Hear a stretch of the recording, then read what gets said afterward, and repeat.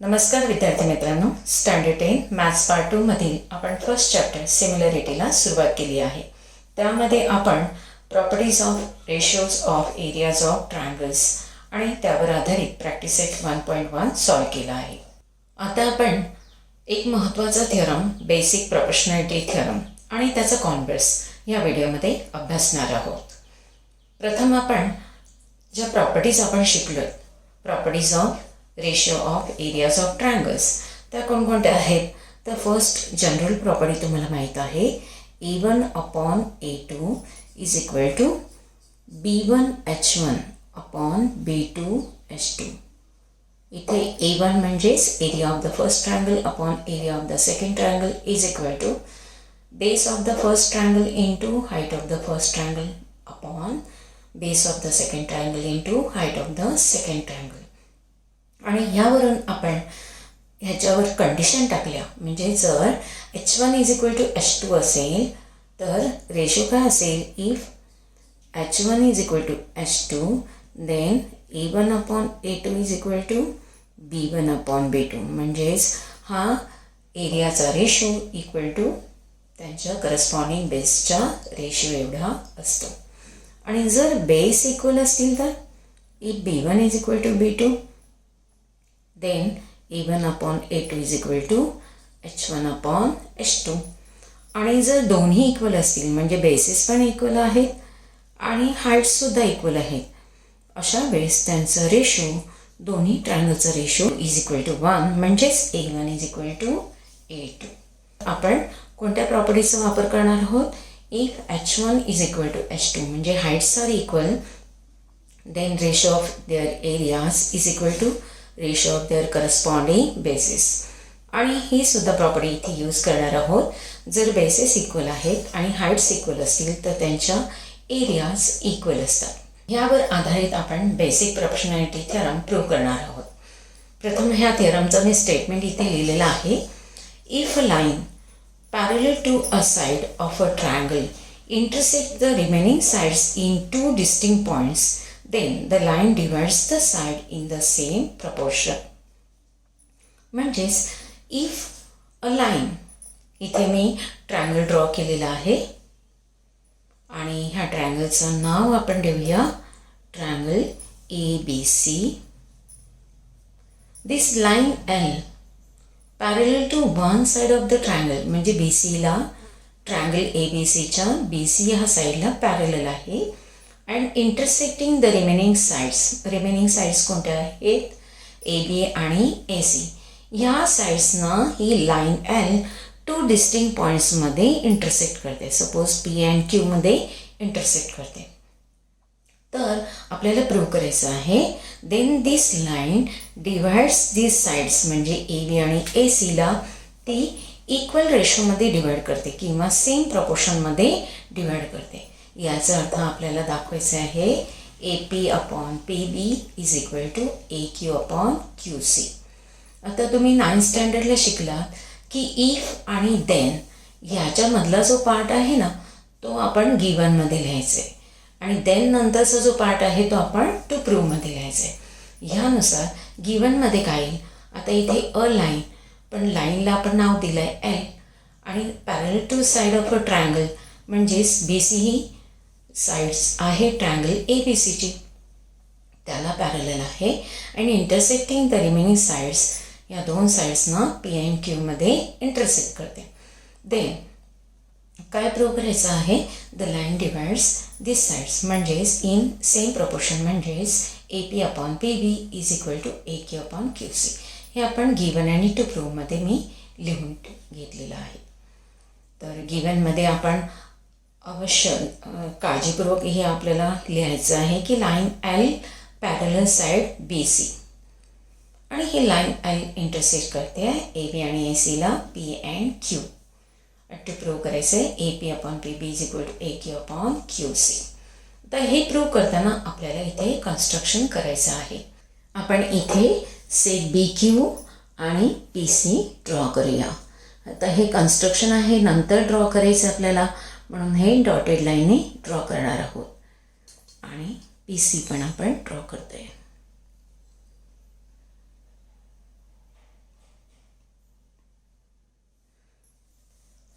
हे आपण कन्स्ट्रक्शनमध्ये लिहिणार आहोत. इथे मी लिहून घेतलेलं आहे कन्स्ट्रक्शनमध्ये. आता आपल्याला हा थिअरम प्रूव्ह करताना किंवा हा साईड रेशो इक्वल दाखवताना आपल्याला ह्या प्रॉपर्टीजचा वापर करायचा आहे.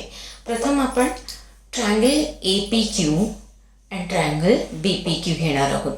त्यासाठी मी एक कलरचे ट्रायंगल्स कट केलेले आहेत, ते मी इथे पेस्ट करते. इथे आपल्याला ह्या दोन ट्रायंगलच्या एरियाचा रेशो पाहिजे आहे. आता इथे तुम्हाला हे दोन्ही ट्रायंगल्स जर आपण हा पेपर टर्न केला तर हे दोन्ही ट्रायंगल्स जे आहेत त्यांचं बेस जो आहे AP आणि PB हे दोन्ही बेसेस कोलिनियर आहेत, एका लाईनवर आहेत आणि त्यांचा वर्टेक्स जो आहे Q हा कॉमन आहे. त्यामुळे या बेसवर ह्या लाईनवर काढलेली Qमधून परपेंडिक्युलर जी आहे ती ह्या दोन्ही ट्रायंगल्सची हाईट आहे. म्हणजे APवर काढलेला Qमधून परपेंडिक्युलर हा सेगमेंट ही ट्रायंगल BPQची सुद्धा हाईट आहे. मग दोन्ही ट्रायंगलमध्ये कॉमन काय येतं आहे? हाईट कॉमन येते. आणि हाईट कॉमन आहे म्हणजेच काय? H1 is equal to H2. यावरून area triangle APQ upon area triangle BPQ is equal to B1 upon B2. म्हणजे आपण प्रॉपर्टी कोणती वापरली? If H1 is equal to H2, then ratio of their areas is equal to their corresponding bases. तर आता आपण लिहूया. इथे मी प्रूफमध्ये लिहिलं triangle APQ and triangle BPQ have common vertex Q and their bases AP and PB are collinear. Therefore, both the triangles having common height, and hence area triangle APQ upon area triangle BPQ is equal to AP upon PB, because H1 is equal to H2. Therefore, A1 upon A2 is equal to B1 upon B2. आणि हे मी ते प्रूफमध्ये first sentence लिहिलेलं आहे. याचप्रमाणे आपण triangle APQ fix ठेवायचं आहे आणि BPQच्या ऐवजी आपण ट्रायंगल CPQ घ्यायचा आणि तो रेशो आपण त्याच पद्धतीने प्रूफमध्ये आपण सेकंड सेंटेन्स लिहिणार आहोत. म्हणजेच ट्रायंगल APQ आपण सेम ठेवणार आहोत आणि हा ट्रायंगल BPQच्या ऐवजी आपण ट्रायंगल CPQ घेऊया. आपण ट्रायंगल CPQ घेऊया. हा ट्रायंगल CPQ. आता ह्या दोन ट्रायंगलमध्ये तुम्ही जर हा पेपर असा टर्न केला, ट्रायंगल APQचा AQ हा बेस आहे आणि ट्रायंगल CPQचा CQ हा बेस आहे. हे दोन्ही बेसिस कसे आहेत? कोलिनियर आहेत आणि त्यांचा वर्टेक्स Q हा कॉमन आहे. आणि या वर्टेक्समधून परपेंडिक्युलर सेगमेंट जर ड्रॉ केला तर ती त्या दोन्ही ट्रायंगलची हाईट येते. म्हणजे दोन्ही ट्रायंगलमध्ये हाईट कॉमन आहे आणि म्हणून area triangle APQ upon area triangle CPQ is equal to AQ upon QC. आणि हे सेकंड स्टेटमेंट मी इथे प्रूफमध्ये लिहिलं आहे. बरोबर. आता तुम्हाला काय दाखवायचं आहे तर AP upon PB is equal to AQ upon QC हे आपल्याला प्रूव्ह करायचं आहे. ह्या दोन राईट साईड इक्वल दाखवण्यासाठी त्याच्या दोन्ही लेफ्ट साईड्स इक्वल असायला हव्यात. मग लेफ्ट साईडमध्ये बघा ट्रायंगल APQ आणि ट्रायंगल APQ न्यूमरेटर सेम आहे. डिनॉमिनेटरमध्ये इथे ट्रायंगल BPQ आहे आणि इथे CPQ आहे.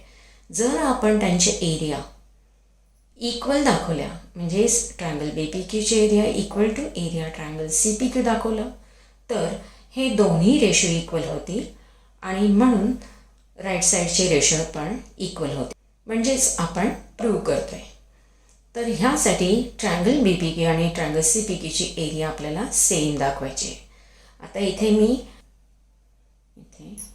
दोन्ही ट्रायंगल्सचा जो बेस आहे, बेस PQ आहे, तो दोन्ही ट्रायंगलचा कॉमन बेस आहे आणि बीमधून काढलेली हाईट PQवर ही जी हाईट आहे ती अशा प्रकारे आपल्याला दाखवता येईल. पी क्यूवर ड्रॉ केली आणि इथून सी मधून परपेंडिक्युलर ड्रॉ केला सेगमेंट, तर ती पी क्यूवर ड्रॉ कर, परपेंडिक्युलर सेगमेंट ड्रॉ केली तर ती ट्रायंगल सी पी क्यूची हाईट येईल. अशा प्रकारे ह्या दोन्ही हाईट्स इक्वल आहेत. का बरं इक्वल आहेत? ह्या दोन्ही हाईट्स का इक्वल आहेत? कारण आपल्याला गिव्हनमध्ये काय दिलं आहे, line L is parallel to side B C. ह्या दोन्ही लाईन्स पॅरलल आहेत आणि पॅरललमधलं डिस्टन्स हे सर्व ठिकाणी सारखं असतं. म्हणजे डिस्टन्स म्हणजे परपेंडिक्युलर सेगमेंट ड्रॉ केला तर त्यांचे लेंग्थ्स इक्वल येतात. ह्यावरून ह्या दोन्ही ट्रायंगलचा पी क्यू हा कॉमन बेस आहे आणि ह्या कॉमन बेसवर काढलेल्या हाईट्स इक्वल आहेत, म्हणून त्यांच्या एरियाज इक्वल येणार. म्हणजे आपण कोणती प्रॉपर्टी वापरतोय, if B1 is equal to B2 and H1 is equal to H2 then A1 is equal to A2. आणि ह्यांच्या एरियाज आपण इक्वल पाहिल्या. दोन्ही ट्रायंगल्स कॉन्ग्रुएंट आहेत म्हणजे एरियाज इक्वल आहेत. तर आपण थर्ड स्टेटमेंटमध्ये लिहिणार आहोत, triangle B P Q and triangle C P Q have common base P Q, base P Q, and they lie in the parallel lines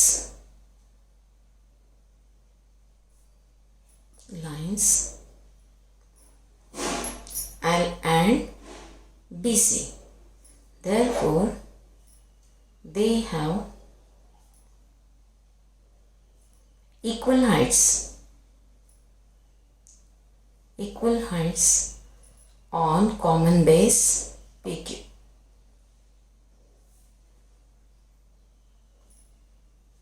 Hence, area triangle BPQ is equal to area triangle CPQ. Reason आपण लिहिलेलं आहे, पण तरी सुद्धा पुन्हा इथे लिहूया. Since B1 is equal to B2 and H1 is equal to H2, therefore A1 is equal to A2. आता हे इक्वल असले म्हणून फोर्थ स्टेटमेंट आपण लिहितोय, area triangle A P Q upon area triangle B P Q is equal to area triangle A P Q upon area triangle C P Q.